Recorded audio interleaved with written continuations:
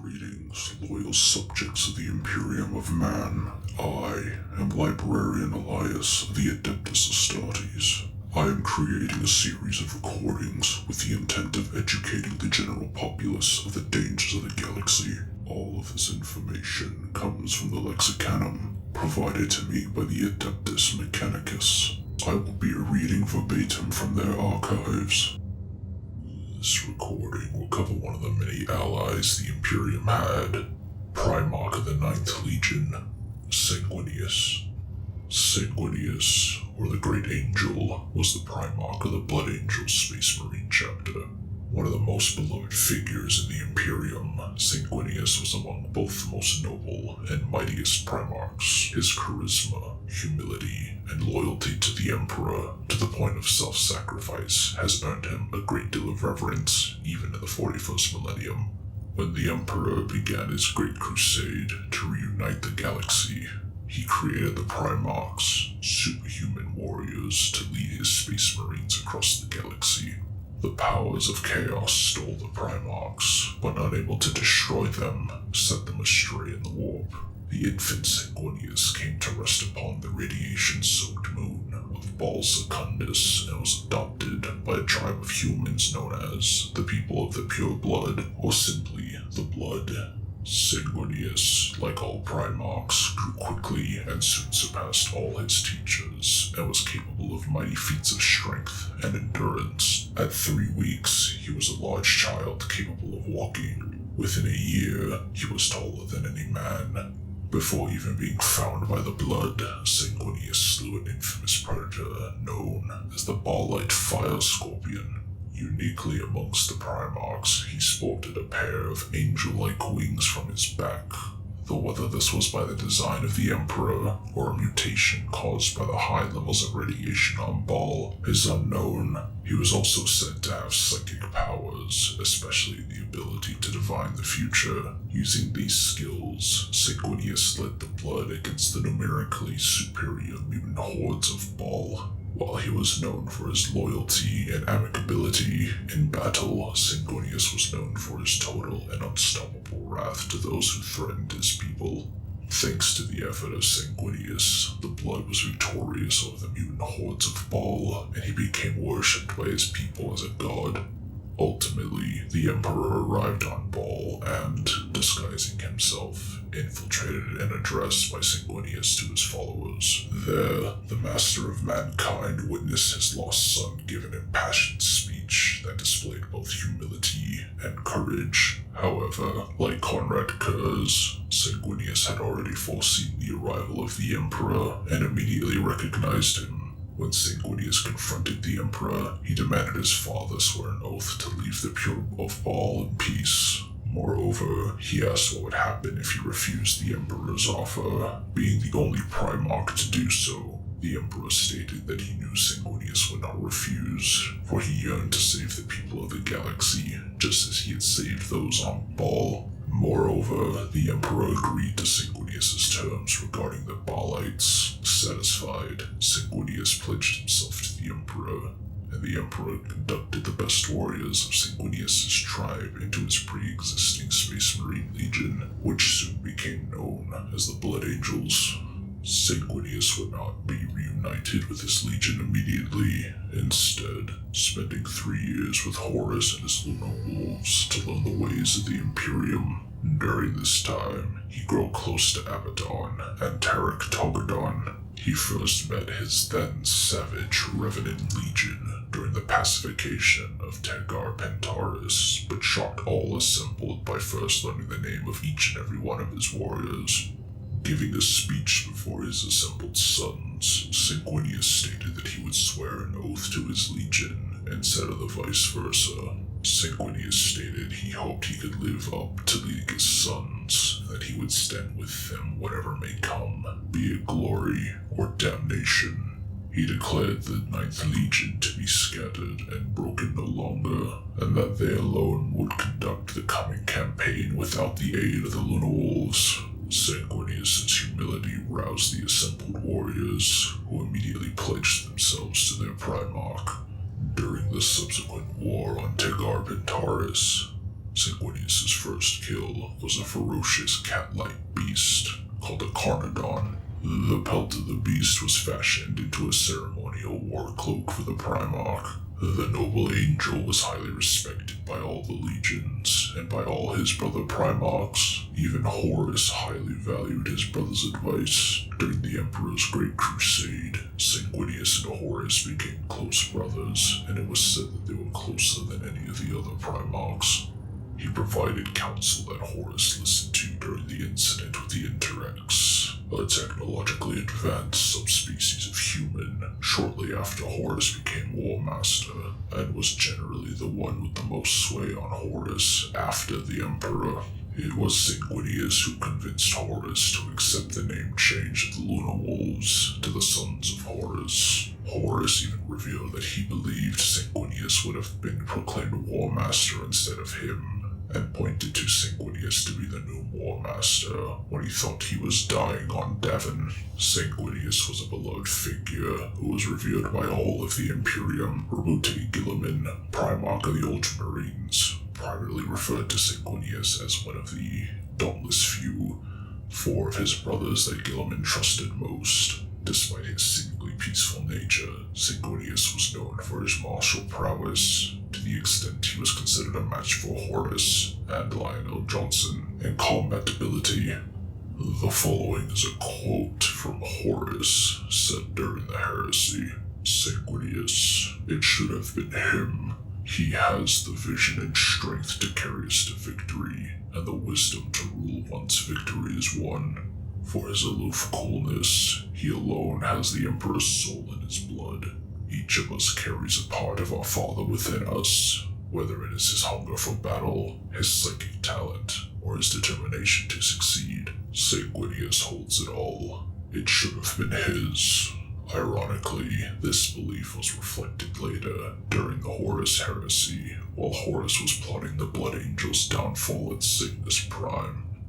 Horus deviated from the battle plan laid out by Erebus by insisting Sanguinius must die. Horus claimed this was because he knew his brother would never turn to chaos, but the daemon Kyrus asked whether Horus was afraid of having a rival. That Sanguinius was the only one of the Primarchs who, if turned, would have a chance of finding greater favor with the gods of chaos than Horus himself. Despite the apparent rivalry between Sanguinius and Horus, the two were quick to become close friends. The two were close to the point when Horus discovered the genetic flaw of the Blood Angels while on a joint campaign. He kept the secret from the Emperor. Before Horus's treachery was revealed, he sent Sanguinius to a world named Cygnus Prime to supposedly fight the Xenos known as the Nephilim. However, once in the Cygnus system, the Blood Angels were ambushed by hordes of demons, and they soon became stranded on the damned world. At the peak of the fighting, Sanguinius confronted the greater demon of Khorne, Kabanda, who managed to wound the Primarch by breaking his legs. Sanguinius was then rendered comatose by a psychic backlash created by the Rage Fire, a psychic construct built by Erebus intended to be used as a tool to corrupt Sanguinius and amplified by the deaths of his son at the hands of Kabanda. The Red Thirst subsequently erupted across the Blood Angels, and they slaughtered both friend and foe alike in their rampages. Fortunately, the Legion librarians managed to eventually restore the Primarch, and he was able to defeat Kabanda in a second duel, banishing him back into the warp. Sanguinius then led his forces into the Chaos Fortress on Cygnus, the Cathedral of the Mark, where he was confronted by the Keeper of Secrets, Kyrus the Perverse. Kyrus gave Sanguinius a choice: sacrifice himself to the Rage Fire and have the Red Thirst forever lifted from his sons, or allow his legion to face eventual destruction due to the genetic flaw. Deciding to sacrifice himself, Sanguinius was about to step into the Rage Fire when he was beaten to it by Apothecary Miros, who was transformed into the Red Angel. Mourning Miros, Sanguinius slew Kyrus and swore vengeance on Horus.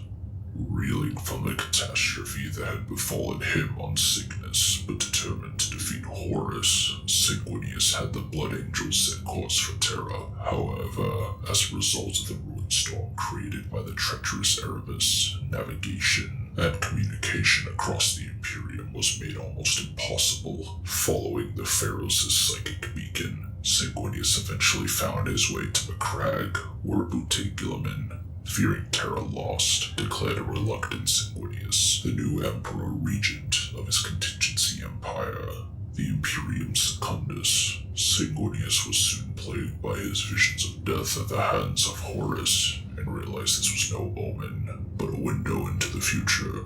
Later, during the Battle of Sotha, while Gilliman and Lionel Johnson were both away, Sanguinius was confronted by Conrad Kurz, who had infiltrated his throne room on Macragge and badly wounded Ascalon.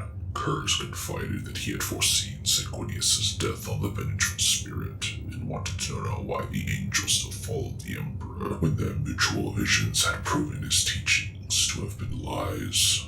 He also asked why Sanguinius had rejected Kyrus' offer at Cygnus Prime, and if the angel felt he was more deserving of the title War Master than Horus, to which Sanguinius responded he was not, trying to teach Sanguinius that fate could not be changed and that his own death would not be here. Kurz let Sanguinius come at him with his sword and goaded him to cut him down.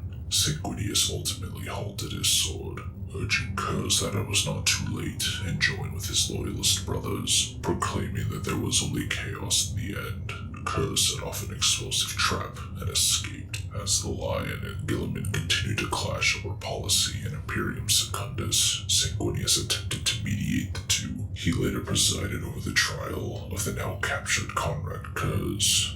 After Lionel Johnson attempted to kill Kurz during the trial, while in a rage at the Night Haunter's accusations, Sanguinius dismissed him from Imperium Secundus. Later, Sanguinius became determined to pass the sentence of death down onto Kurz himself. But just as he was about to strike down the Primarch, Lionel Johnson reappeared, demanding to be Kurz's jailer and stating that Kurz was able to see the future, and he repeated that Kurz's claim that his death would be at the hands of an assassin sent by the Emperor. This, to the Lion, was proof that the Emperor was still alive. Sanguinius recognized that his own visions of death would also be true, and he shared his visions of death at the hands of Horus with both of his brothers. Following the trial of Kurz, Sanguinius, Lionel Johnson, and Gilliman all agreed to try and breach the ruin storm to reach Terra and aid the Emperor, who they now knew still lived. Sanguinius was now beginning to suffer the beginning stages of the Black Rage, which infected Sanguinius' mind due to the prophetic visions of his own death. In a fit of hysteria, Sanguinius nearly struck down one of his own sons aboard the Red Tier. He was desperate to prevent all of his sons from falling as he was, and seeking any answer.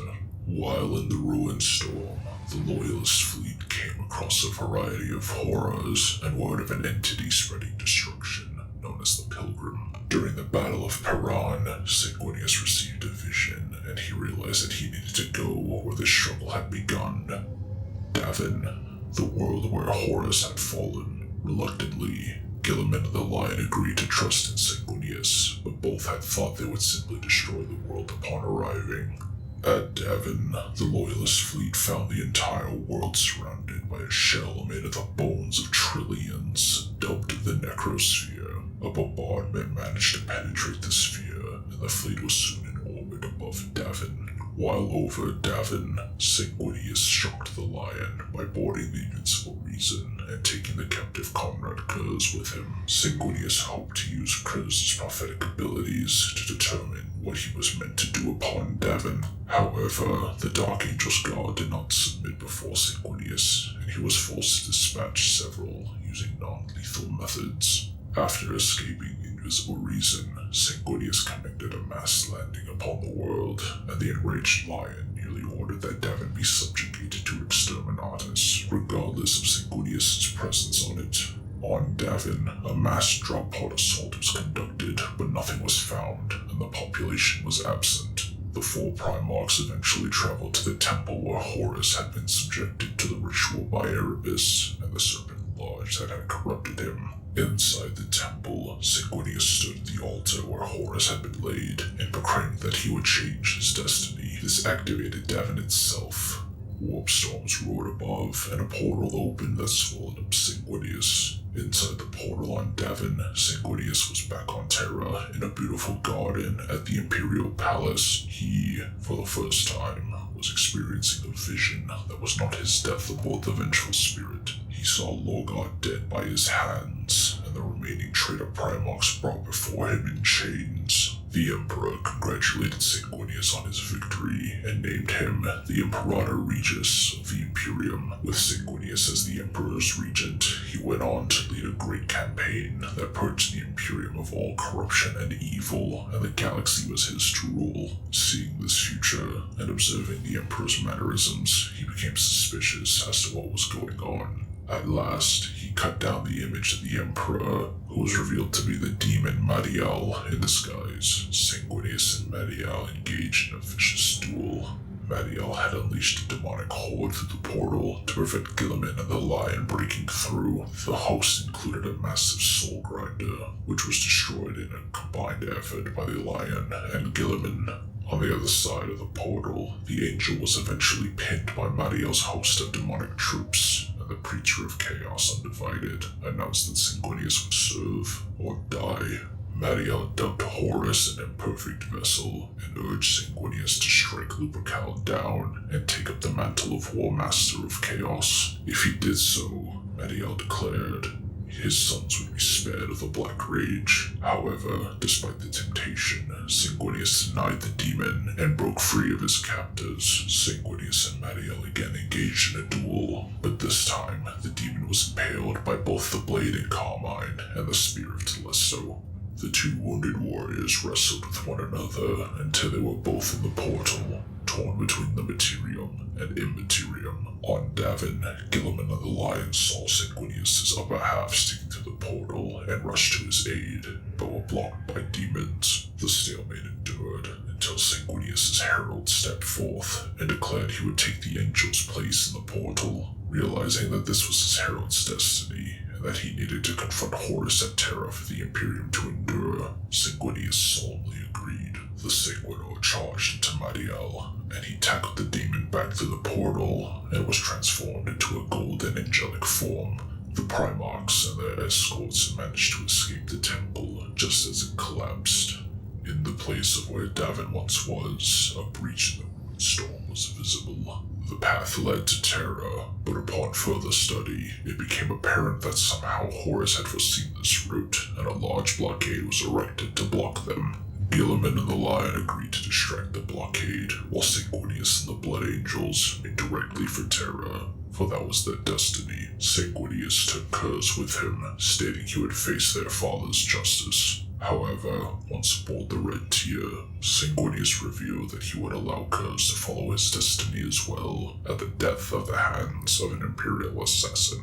Sanguinius stated that while it may take millennia for him to be found, Kurz's fate would catch up with him eventually. With that, he sealed Kurz in a stasis coffin and jettisoned the frozen Primarch into space as the Night Haunter roared in rage. The delaying action of Guilliman and the Lion allowed Sanguinius and the Blood Angels to reach Terra. There, he met with Rogal Dorn, Lehman Russ, Jagatai Khan, and Malkador the Sigilite to discuss their upcoming strategy. Sanguinius urged Russ to remain on Terra for the battle instead of leaving to face Horus directly. Though not as much as Dorn, Sanguinius' arrival was publicized greatly by loyalist media. His angelic figure used as propaganda to boost the morale of the failing Imperial war effort. Sanguinius, alongside Jagatai Khan, later appeared in the Battle of Beta Garmin. Though over a month late due to difficult warp travel, Sanguinius immediately took over the confused loyalist war effort and launched a major offensive towards Beta Garmin II. During the battle, which saw over 1,000 Titans battle one another, Sanguinius and his sanguinary guard boarded the traitor Imperator Titan Axis Mundi, destroying it from the inside. However, the entire battle on Beta Garmin 2 was an elaborate ploy from Horus, whose real target was Beta Garmin 3. The Loyalist forces on Beta Garmin 2 were largely destroyed in a shower of orbital debris caused by the detonation of the starfort, the Anvil, and in the aftermath of the disaster, Sanguinius and the Khan agreed that Dawn's gambit at Beta Garmin had reached its limit and it was time to return to Terra. During the final phase of the Solar War, Sanguinius appeared in Dawn's bastion alongside Jagatai Khan, and Malkador expressed belief that Dawn's defensive efforts in the Sol system were ultimately futile, as the war would either be decided at Terra,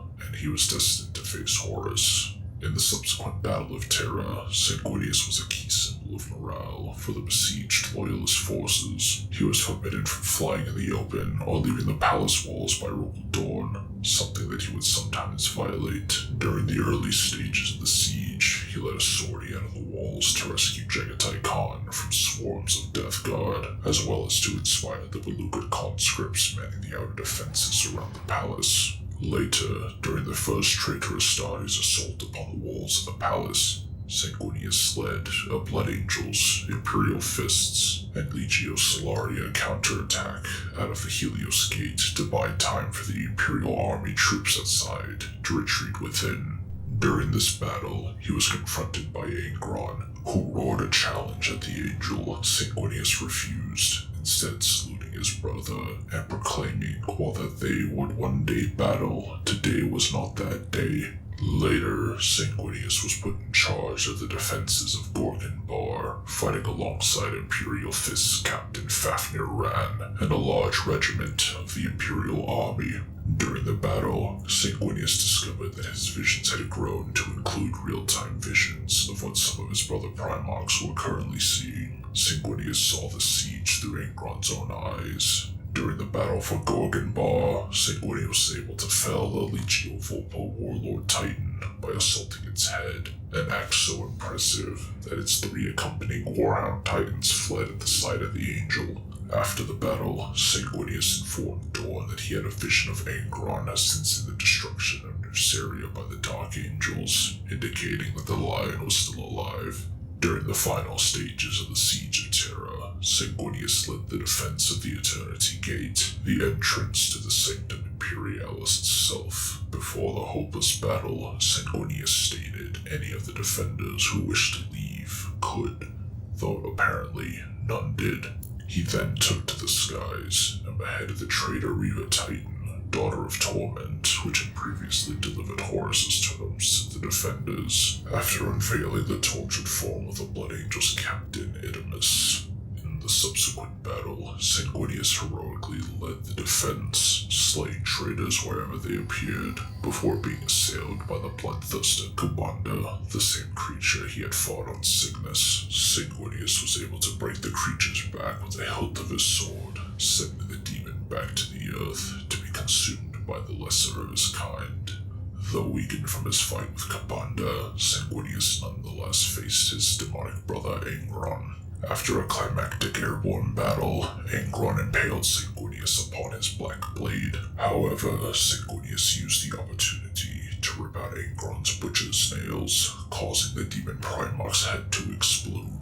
With Angron banished into the warp, the World Eaters lost whatever sanity they had and began to cut down their own allies. This broke the traitor advance just short of the Eternity Gate, which managed to finally seal shut as the surviving Loyalists fled inside. When the Emperor teleported aboard Horus's battle barge, the Vengeful Spirit, Sanguinius was with him, but they became separated, and the Primarch was forced to face Horus first. Despite being in the pit of Horus's tainted and mutated chaos-fueled battle barge, Sanguinius tried to revert his brother to the side of the Emperor, using their old friendship as a lever.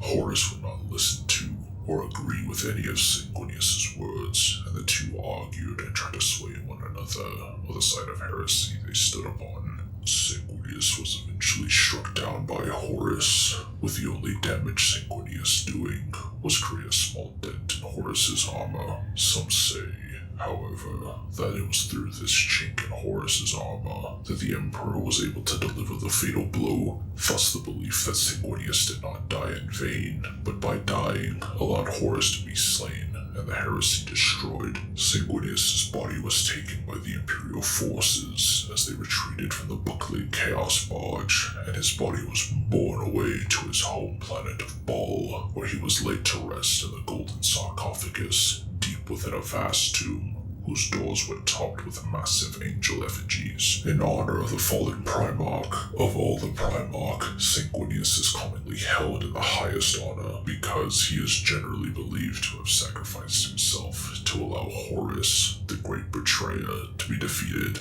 The Primarch's name is cherished by the common citizens of the Imperium. Temples devoted to Sanguinius rise, alongside those of the Emperor. Sanguinius is commemorated on its sacred day of celebration called the Sanguinala, where adepts across the galaxy wear on their breast the red badge of Sanguinius. An apparent avatar of Sanguinius appeared before Mephiston, the current chief librarian of the Blood Angels, in the warp, revealing the truth of the Gold Angel and the Black Angel. The Gold Angel being the Sanguinor, and the Black Angel, a warp entity that grows stronger every time a Blood Angel falls to the Black Rage. This being cryptically stated that he is not Sanguinius, as Sanguinius is dead. Yet Mephiston and Dante both suspect a psychic echo of the Primarch may still endure within the Immaterium.